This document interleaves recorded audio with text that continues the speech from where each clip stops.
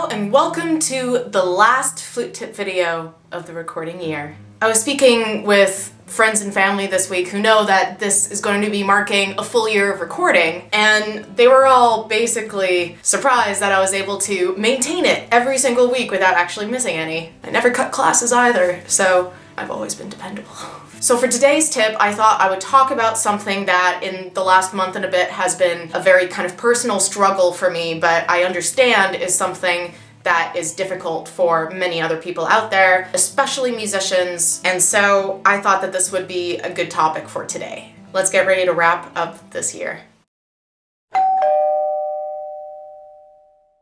When you have an injury that is not the result of your work as a musician, you need to learn to accept it, move around it, and work within your limits so that you can put your health first. For the last month and a half I've not really been able to play very much because something's been going on in my shoulder that has been very, very painful, and it's severely restricted the amount I can play. And over this weekend, I did a orchestra concert and set of rehearsals, and really it was the first time I played my flute in about a month, because every time I would try to pick it up, I would just lose all strength in my arm. So I tried my absolute best to just work around it. And while I did get through the concert, and amazingly I was actually very happy with how I played, I think really it was the sheer determination to get through the performance that actually allowed me to do that. Because on the train home, and even still today, my arm is absolutely reeling from so much playing. And it really made me quite sad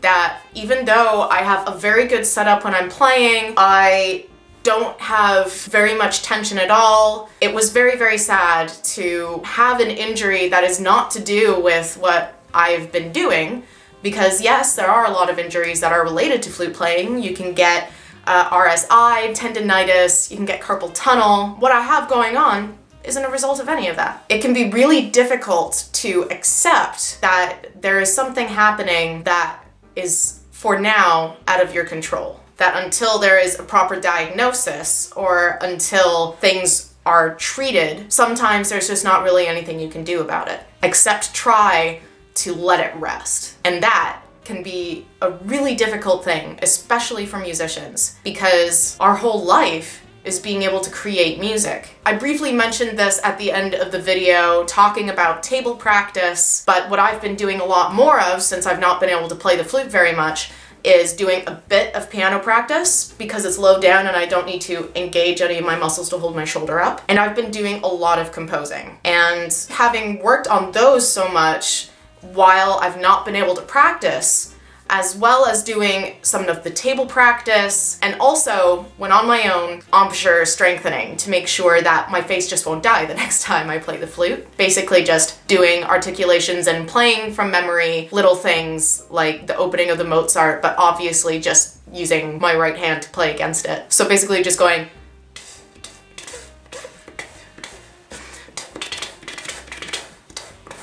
sounds like nothing, but it at least gets you to engage your muscles. Doing this kind of work where I was still exercising my musical mind, as well as doing some work that would allow my finger dexterity to stay there and keep at least a part of the muscular strength and control in my face, I was able to play at almost my exact caliber from before I had this injury. And the reason I was even able to get through the 8 and a bit hours of playing over the weekend was because I had allowed myself time to rest my arm when I absolutely needed it, but maintained some form of musical work to be able to keep everything whirring in my head. So still working on my scales, just doing it on the piano instead, and doing everything that would help me with pattern recognition. It's really a culmination of various techniques that you would normally apply when you're playing the flute,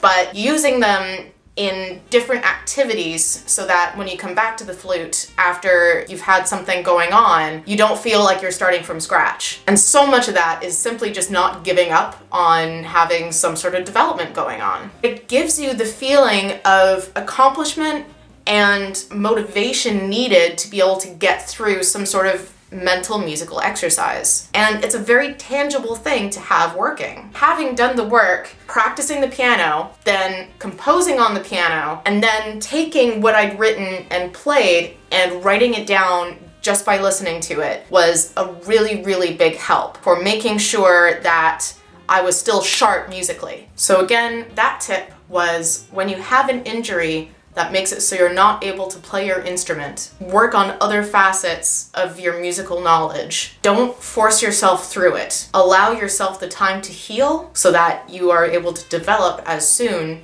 as you get back to playing. I hope you find this week's tip helpful. I think this is also important for people who aren't injured to really think about. There's so much you can do when you don't have access to your flute. And don't wait until you can't play your flute to do this. I hope to be seeing you all next week for the Flute Tip of the Week birthday. So I'll see you all next week. Flute happy, explore happy, and bring cake for next time.